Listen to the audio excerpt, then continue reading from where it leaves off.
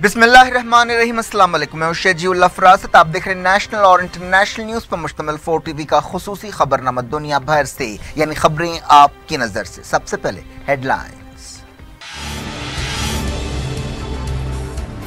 IS के gas depot पर अमरीकी हमले में सैकड़ों हलाक। सीरियन फौज का दावा। वाशिंगटन ने कहा कोई हमला नहीं किया।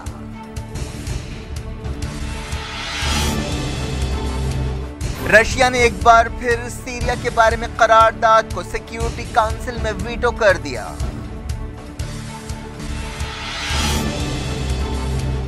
यमन खत्म हो रहा है। 90 लाख लोग भूखमरी के दहाने पर। वर्ल्ड फूड प्रोग्राम की वार्निंग।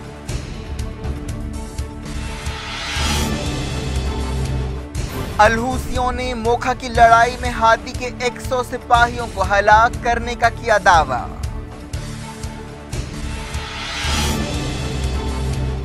यहूदी शरपसंदों ने एक बार फिर की मस्जिद अक्सा की बेहुरमती। अमेरिका की पहली मुस्लिम खातून जज न्यूयॉर्क में मुर्दा पाई गई। शीला अब्दुल सलाम की लाश हडसन रिवर से मिली।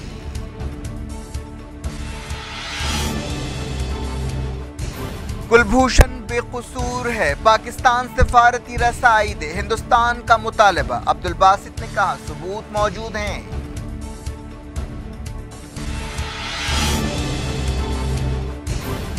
दस असेंबली हलकों के बाई इलेक्शंस में भी खिला कंवल। MCD चुनाव से पहले आम आदमी पार्टी को धक्का।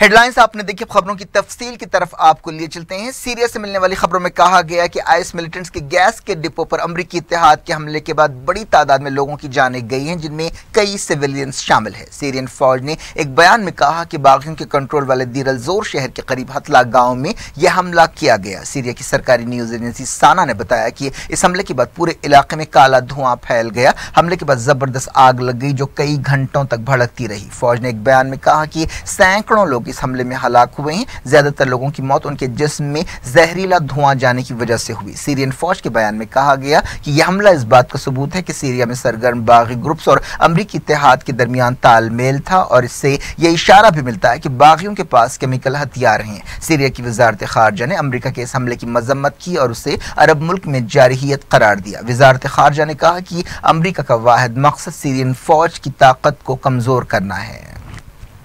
इस दौरान अमरीकी फौज ने कहा कि उस इलाके में उसने कोई कार्रवाई नहीं की। अमरीकी एयरफोर्स के कर्नल जॉन डोरमैन ने, जो अमरीकी इत्तेहाद के तर्जुमान है, कहा कि सीरिया का दावा गैर दुरुस्त है और गलत इत्तलात फैलाने की कोशिश है। उन्होंने न्यूज एजेंसी रॉयटर को एक ईमेल करते हुए ये बात बताई। अमेरिका की ताईद रखने वाली सीरियन फोर्स रक्का के करीब एक अहम वादी की तरफ बढ़ रही है। इस फोर्स ने बताया कि वो अपने ऑपरेशन के चौथे मरहले में पहुंच गई है। इस सीरियन डेमोक्रेटिक फोर्स में अरब और कुर्द फाइटर्स शामिल है। रशिया ने एक बार फिर सिक्योरिटी काउंसिल में सीरिया के ताल्लुक से बरतानिया, फ्रांस और अमेरिका की करारदाद को वीटो कर दिया। इस करारदाद में सीरियन हुकूमत की तरफ से केमिकल हमले की मजम्मत की गई। करारदाद में सीरिया की हुकूमत से कहा गया था कि वो इस वाक़े की तहकीकात में ताउन करे। रशिया के नायब सफीर व्लादिमीर सफरोनोफ ने कहा कि इस करारदाद का मकसद ये था कि तहकीकात से पहले ही हमले के लिए सीरिया की फौज और हुकूमत को जिम्मेदार ठहराया जाए। हम उस दस्तावीज के मतन से इत्तेफाक नहीं करते जो मन घड़त बातों पर मबनी है। इससे पहले बहस के दौरान रशियन नुमाइंदे ने कहा कि मगरबी मुल्कों का यह इल्जाम गलत है कि सदर बशार अल असद केमिकल हमले के जिम्मेदार हैं। उन्होंने कहा कि वो हैरत में पड़ गए हैं क्योंकि किसी ने भी अब तक जुर्म के मकाम का दौरा नहीं किया। 10 मुल्कों ने इस करारदाद के हक में वोट दिया, लेकिन बोलीविया और रशिया ने करारदाद की मुखालिफत की। चाइना, इथोपिया, कजाकिस्तान गैर हाजिर रहे। सीरिया के वजीर खारजा वलीद अल मोलेम ने कहा कि दमिश्क की हुकूमत ने कभी भी केमिकल हथियारों का इस्तेमाल नहीं किया है और ना कभी करेगी। इससे पहले भी रशिया के वजीर खारजा सर्जी लावरोव ने कहा था कि अगर केमिकल हमले की आलमी तहकीकात नहीं कराई गई तो यह पैगाम जाएगा कि दुनिया को इस वाक़े के बारे में सच जानने में दिलचस्पी नहीं है। रशिया ने 8वीं मरतबा सीरिया के ताल्लुक से इस करारदाद का वीटो किया है। अमेरिका के सदर डोनाल्ड ट्रंप ने वोटिंग से दूर रहने के चाइना के फैसले की तारीफ की है। नाटो चीफ जेम्स स्टोल्टनबर्ग के साथ वॉशिंगटन में एक प्रेस कॉन्फ्रेंस से खिताब करते हुए उन्होंने कहा कि बहुत कम लोगों को इस बात की उम्मीद थी कि चाइना वोटिंग से गैर हाजिर रहेगा। बाद में व्हाइट हाउस के एक सीनियर ओहदेदार ने भी चाइना के इस कदम को मुस्बत या पॉजिटिव करार दिया। खबर है कि अमेरिका के सदर डोनाल्ड ट्रंप ने रशिया के खिलाफ बयानबाजियों में कमी कर दी है। रशिया के सदर व्लादिमीर पुतिन ने कहा था कि ट्रंप के दौर में रशिया अमेरिका ताल्लुकात बद से बदतर हो गए हैं, जिसके बाद ट्रंप ने हिदायत दी है कि रशिया के ताल्लुक से बयानबाजियां धीमी कर दी जाएं। अमेरिका और रशिया ने एक दिन पहले केमिकल हमले की आलमी तहकीकात से इत्तेफाक किया। एक रिपोर्ट में कहा गया कि यूनाइटेड नेशंस और हथियारों के एक्सपर्ट सरीन गैस से किए गए इस हमले की तहकीकात करेंगे। यह हमला इदलीब के खान शेखून टाउन के करीब किया गया था। अमेरिका के secretary of state Rex Tillerson और रशिया के वजीर खारजा सर्जी लावरोव के दरमियान मॉस्को में मुलाकात के मौके पर इस बात से इत्तेफाक किया गया। सदर व्लादिमीर पुतिन ने कुछ पसोपेश के बाद टिलरसन से मुलाकात की। इराक के मोसुल में अमेरिका के एक हमले में 13 सिविलियंस के हलाक होने की खबर है। इराकी एयरफोर्स ने यह बात बताई। एक न्यूज एजेंसी ने ओहदेदारों के हवाले से कहा कि इस हमले में मोसुल के यरमुक इलाके के कई घरों को निशाना बनाया गया। उस इलाके को हाल ही में आईएसआईएस से छुड़ाया गया था। अमेरिकी इत्तेहाद के इस हमले में 70 लोग जख्मी भी हुए, जिनमें से बास की हालत नाजुक है। एक रिपोर्ट में कहा गया कि इराकी फौज ने मोसुल में एक ऑपरेशन के दौरान 52 आईएस मिलिटेंट्स को हलाक कर दिया है। इराक की मुखालिफ दहशतगर्दी फोर्स के एक कमांडर ने बताया कि सिक्योरिटी फोर्सेस ने अलबार इलाके में कार्रवाई करते हुए 17 आईएस मिलिटेंट्स को हलाक किया। और उन्होंने कहा कि इस ऑपरेशन के दौरान आईएस की 6 खातून कारकुनों को गिरफ्तार किया गया, जिनका ताल्लुक अलग अलग अरब मुल्कों से है। यूनाइटेड नेशंस के खुराक से मुताल्लिक इदारे ने कहा कि यमन खात्मे के करीब है और इस वक्त वहां 90 लाख लोग भूखमरी के दहाने पर है। वर्ल्ड फूड प्रोग्राम ने कहा कि यमन में ग़िज़ा की कमी की वजह से इमदादी सामान पहुंचाने की कोशिशें तेज की जा रही हैं। यूनाइटेड नेशंस ने कहा है कि यमन में इस वक्त 33 लाख लोग ग़िज़ाइयत की कमी का शिकार है, जिनमें 21 लाख बच्चे हैं। वर्ल्ड फूड प्रोग्राम ने दुनिया से मदद की अपील करते हुए कहा कि हंगामी इमदाद के प्रोग्राम के लिए कम से कम $1 बिलियन 20 करोड़ की ज़रूरत है। यमन के अलहूसियों और इत्तेहादियों ने दावा किया कि मोका शहर के करीब लड़ाई में उन्होंने कोई 100 हादी के फाइटर्स को हलाक कर दिया है, जो सऊदी अरब की तायद रखते थे। यमन की एक न्यूज एजेंसी ने अलहूसी ओहदेदारों के हवाले से यह बात बताई। इस रिपोर्ट में कहा गया कि अलहूसियों ने मोका में सऊदी अरब की मदद रखने वाले फाइटर्स पर कहर 2 मिसाइल्स और दूसरे हथियारों से हमले किए। मरने वालों में सूडान के कमांडर और इथोपिया के 2 सिपाही भी शामिल हैं।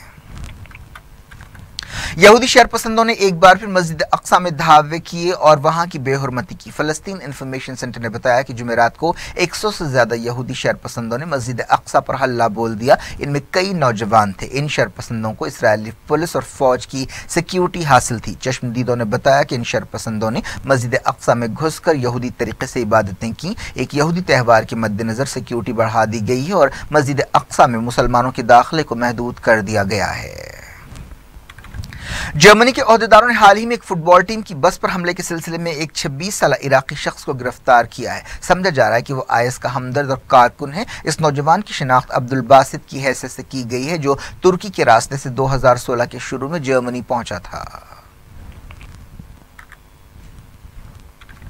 तुर्की में 400 से ज्यादा कुर्द मिलिटेंट्स को गिरफ्तार करने का दावा किया गया है। वजारत दाखिला ने यह बात बताई। एक बयान में कहा गया कि इन लोगों को 21 सूबों में अलग अलग ऑपरेशंस में धावे करते हुए गिरफ्तार किया गया।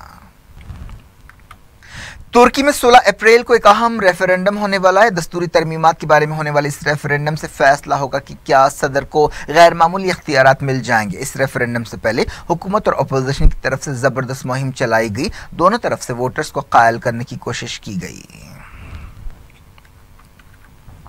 खबरों में कहा गया कि नॉर्थ कोरिया ने अपने 6ठे न्यूक्लियर तजुर्बे की तैयारी कर ली है। CNN और दूसरे मीडिया इदारों ने ओहदेदारों के हवाले से यह बात बताई। जापान के वजीर आजम शिंजो एबे ने इस दौरान कहा कि नॉर्थ कोरिया के पास सरीन नर्व गैस के साथ मिसाइल हमले करने की सलाहियत मौजूद हो सकती है।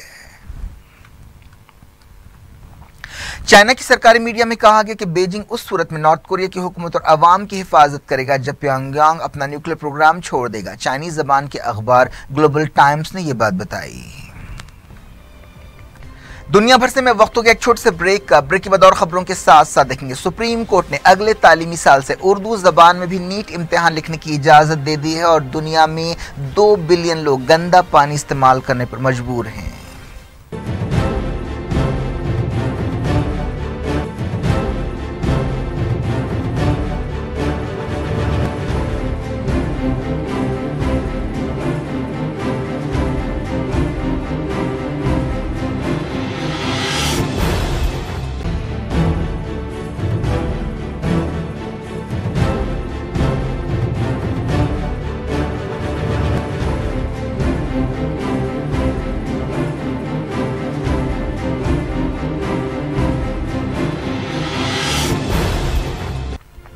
Welcome back. आप देख रहे हैं अपना पसंदीदा खबरनामा दुनिया भर से। मैं शजीउल अफराज। इस खबरनामे में हम आपके लिए लाते हैं दुनिया के गोशे गोशे से आप ही की पसंद और दिलचस्पी की खबरें। आगे बढ़ने से पहले हेडलाइंस एक बार फिर।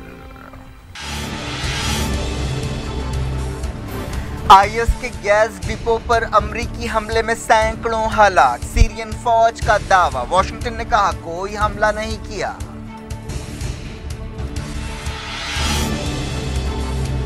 रशिया ने एक बार फिर सीरिया के बारे में करारदाद को सिक्योरिटी काउंसिल में वीटो कर दिया।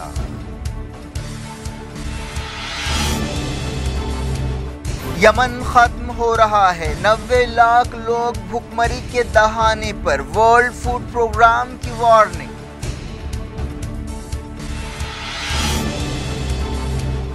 अलहूसियों ने मोखा की लड़ाई में हाथी के 100 सिपाहियों को हलाक करने का किया दावा।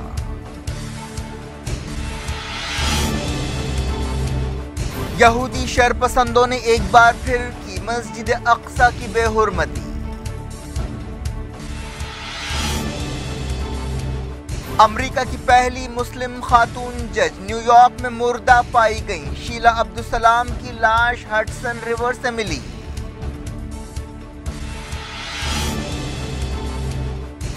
कुलभूषण बेकसूर है, पाकिस्तान सिफारती रसाई दे, हिंदुस्तान का मुतालबा। अब्दुल बासित ने कहा सबूत मौजूद हैं।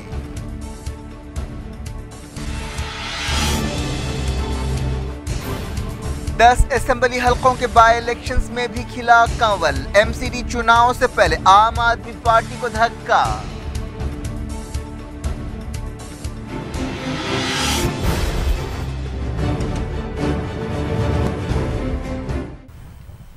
बुलेटिन के इसी से पहले देखते हैं नेशनल न्यूज। बीजेपी ने दिल्ली, मध्य प्रदेश और आसाम में असेंबली के बाई इलेक्शंस में कामयाबियां हासिल की हैं। दिल्ली में बीजेपी अकाली इत्तेहाद ने राजौरी गार्डन असेंबली सीट जीत ली। हिमाचल में भी होराज असेंबली हल्के में उसने कामयाबी हासिल की। मध्य प्रदेश में बीजेपी के उम्मीदवार बंगागढ़ असेंबली हल्के में कामयाबी हासिल कर चुके हैं। आसाम के भिमारी हल्के में भी बीजेपी का कब्जा रहा। वेस्ट बंगाल में तृणमूल कांग्रेस ने कांति दक्षिण असेंबली हल्के पर कामयाबी हासिल की। कर्नाटक में कांग्रेस ने 2 असेंबली सीटों पर कामयाबी हासिल की जहां बाई इलेक्शंस हुए थे। दिल्ली के राजौरी गार्डन में आम आदमी पार्टी को तीसरा मकाम हासिल हुआ। बीजेपी ने असेंबली की 10 सीटों के बाई इलेक्शंस में से 5 पर कामयाबी हासिल की। एक्सपर्ट्स का कहना है कि ये बाई इलेक्शंस बीजेपी के लिए जश्न, कांग्रेस के लिए इत्मीनान और आम आदमी पार्टी के लिए बेइज्जती की बात है। वज़ीर आज़म नरेंद्र मोदी ने तरक्की की सियासत और अच्छी हुक्मरानी पर भरोसा करने के लिए अवाम की तारीफ की है। बाई इलेक्शंस के नतीजों पर ट्विटर पर तबसरा करते हुए उन्होंने ये बात कही। इस दौरान श्रीनगर लोकसभा हल्के के 38 पोलिंग स्टेशन पर सख्त सिक्योरिटी में दोबारा वोट डाले गए। श्रीनगर के 38 पोलिंग स्टेशन में सिर्फ 2% पोलिंग रिकॉर्ड की गई। हिंदुस्तान ने कहा है कि कुलभूषण जाधव बेकसूर हिंदुस्तानी है और उसका अगवा किया गया है। वजारत खारजा ने एक बार फिर पाकिस्तान से मुतालबा किया कि हिंदुस्तान को कुलभूषण जाधव तक रसाई दी जाए जिसे सजाए मौत सुनाई गई है। जाधव की गिरफ्तारी के बाद से हिंदुस्तान की ये ऐसी 14वीं अपील है। वजारत खारजा के तर्जुमान गोपाल बागले ने मीडिया से बातचीत करते हुए कहा कि हिंदुस्तान को कई दरखास्तों के बावजूद ये नहीं बताया गया कि जाधव कहाँ है। बागले ने मीडिया से बातचीत करते हुए कहा कि सिफारती रसाई देने से पाकिस्तान के इनकार से ये बात साबित होती है कि कुलभूषण जाधव के खिलाफ कोई सबूत नहीं है। दूसरी तरफ पाकिस्तान ने कहा है कि कुलभूषण जाधव के खिलाफ बलूचिस्तान और कराची में तकरीबी सरगर्मियों और जासूसी के ठोस सबूत मौजूद हैं। हिंदुस्तान में पाकिस्तान के हाई कमिश्नर अब्दुल बासित ने एक हिंदुस्तानी टीवी चैनल से बातचीत करते हुए ये बात कही। अब्दुल बासित ने कहा कि पाकिस्तान ने हिंदुस्तान को सबूत भी दिखाए हैं। उन्होंने कहा कि कुलभूषण को अपनी सफाई का बराबर मौका दिया गया। बासित ने यह भी कहा कि जाधव को अपील करने और रहम की दरखास्त करने का हक दिया जाएगा। मुंबई की खुसूसी अदालत ने इस्लामिक स्कॉलर जाकिर नाइक के खिलाफ मनी लॉन्ड्रिंग के केस में नाकाबिल जमानत वारंट जारी किया। एनफोर्समेंट डायरेक्टोरेट की ख्वाहिश पर यह वारंट जारी किया गया। एनफोर्समेंट डायरेक्टोरेट ने कहा था कि जाकिर नाइक अब तक तहकीकात में शामिल नहीं हुए हैं। पिछले साल दिसंबर में जाकिर नाइक और दूसरों के खिलाफ एनफोर्समेंट डायरेक्टोरेट ने केस दर्ज किया था। समझा जा रहा है कि जाकिर नाइक फिलहाल गिरफ्तारी से बचने के लिए सऊदी अरब में रह रहे हैं। सुप्रीम कोर्ट ने मरकजी हुकूमत को हिदायत दी है कि मेडिकल कोर्सेज में दाखिलों के लिए अगले तालीमी साल से नीट एंट्रेंस इम्तिहान उर्दू में भी लिखने की इजाजत दी जाए। Justice Deepak Mishra, justice AM खंडिलकर और जस्टिस MM शांतागोदर की बेंच ने यह हिदायत दी, लेकिन इस साल ऐसा नहीं हो सकेगा। अदालत ने कहा कि 2018-19 के तालीमी साल से नीट उर्दू में भी लिखने की इजाजत दी जाए। मरकजी हुकूमत की तरफ से पेश होते हुए सॉलिसिटर जनरल रणदीप कुमार ने कहा कि वो उर्दू में नीट लिखने की तजवीज के मुखालिफ नहीं है। Students Islamic organisation of India SIO ने अदालत में यह दरखास्त दाखिल की थी। मरकजी हुकूमत ने कहा था कि इस तालीमी साल से उर्दू में नीट रखना मुमकिन नहीं है। फिलहाल 10 जबानों में नीट लिखने की इजाजत है, जिनमें हिंदी, इंग्लिश, गुजराती, मराठी, उड़िया, बंगाली, आसामी, तेलुगु, तमिल और कन्नड़ शामिल है। एक बार फिर वक्त हो गया कुछ और इंटरनेशनल न्यूज का। पाकिस्तान की नोबेल इनाम हासिल करने वाली मलाला यूसुफजई कनाडा की एजाजी शहरियत हासिल करने वाली छठी फर्द बन गई हैं। कनाडा के वज़ीर आज़म जस्टिन ट्रूडो ने उनका इस्तकबाल किया। 19 साल मलाला कनाडा के अरकान पार्लियामेंट से खिताब करने वाली भी सबसे कम उम्र फर्द बनी है। इस तकरीब से खिताब करते हुए मलाला ने कहा कि इस्लाम अमन का मजहब है और वो किसी भी इंसान को कत्ल करने की इजाज़त नहीं देता। उन्होंने कहा कि जो भी इस्लाम के नाम पर किसी को कत्ल कर रहा है वो मुसलमान नहीं है। इससे पहले जिन लोगों को कनाडा की एजाजी शहरियत दी गई उनमें नेल्सन मंडेला, दलाई लामा और म्यांमार की आंग सांग सूची शामिल है। मलाला ने इस मौके पर कनाडा के लीडर से कहा कि वो लड़कियों की तालीम को बढ़ावा देने में अपना रोल अदा करें। उन्होंने तालियों की गड़गड़ाहट में कहा कि डियर कनाडा, मैं आपसे दरख्वास्त करती हूँ कि आप एक बार फिर क़यादत करें। उन्होंने कनाडा से कहा कि वो G7 मुल्कों के मौजूदा सदर की हैसियत से लड़कियों की तालीम और रेफ्यूजियों के लिए काम करने पर जोर दे।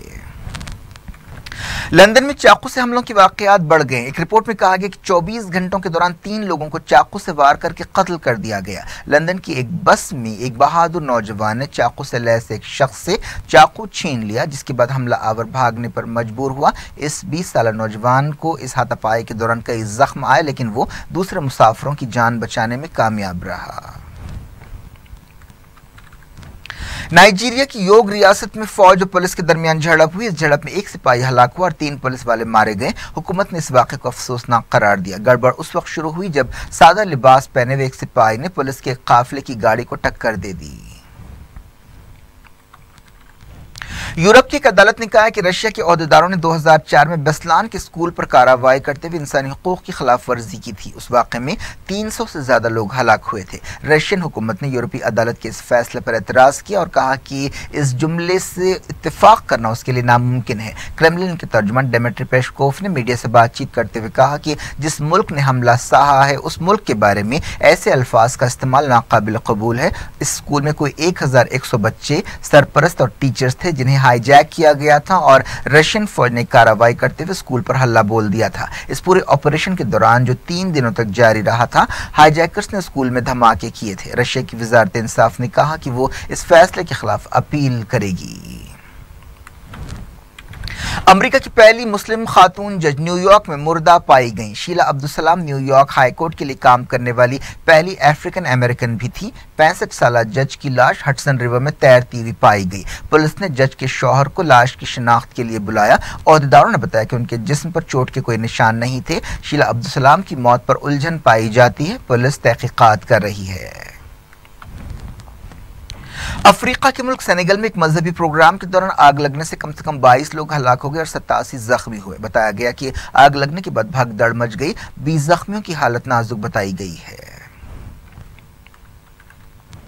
सेहत के आलमी इदारे WHO ने कहा कि दुनिया भर में साफ पीने के पानी तक लोगों की रसाई को यकीनी बनाने के लिए अभी बहुत कुछ करना बाकी है। WHO ने अपनी एक रिपोर्ट में वार्निंग दी कि तकरीबन 2 बिलियन लोग फिलहाल गंदा पानी इस्तेमाल करने पर मजबूर हैं।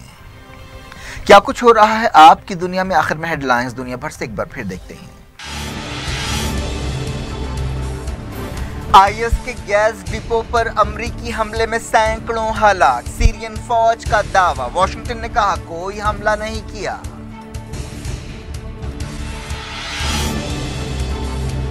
रशिया ने एक बार फिर सीरिया के बारे में करारदाद को सिक्योरिटी काउंसिल में वीटो कर दिया।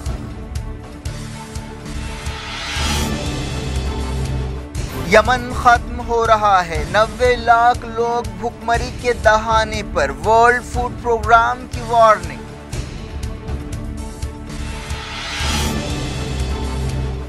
अलहूसियों ने मोखा की लड़ाई में हादी के 100 सिपाहियों को हलाक करने का किया दावा।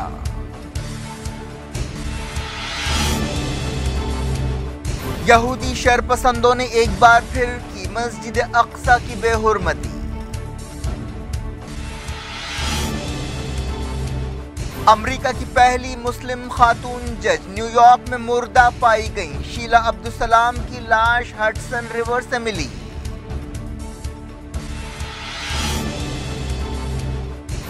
कुलभूषण बेकसूर है, पाकिस्तान सिफारती रसाई दे, हिंदुस्तान का मुतालबा। अब्दुल बासित ने कहा सबूत मौजूद हैं।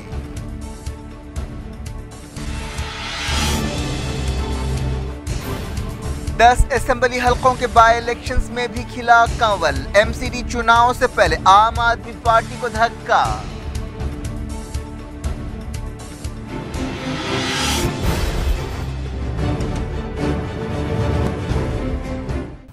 ये थी आज की खबरें। अब शजीउल्लाह फरासत को दें इजाजत और अपना बेहद ख्याल रखें। अल्लाह हाफिज।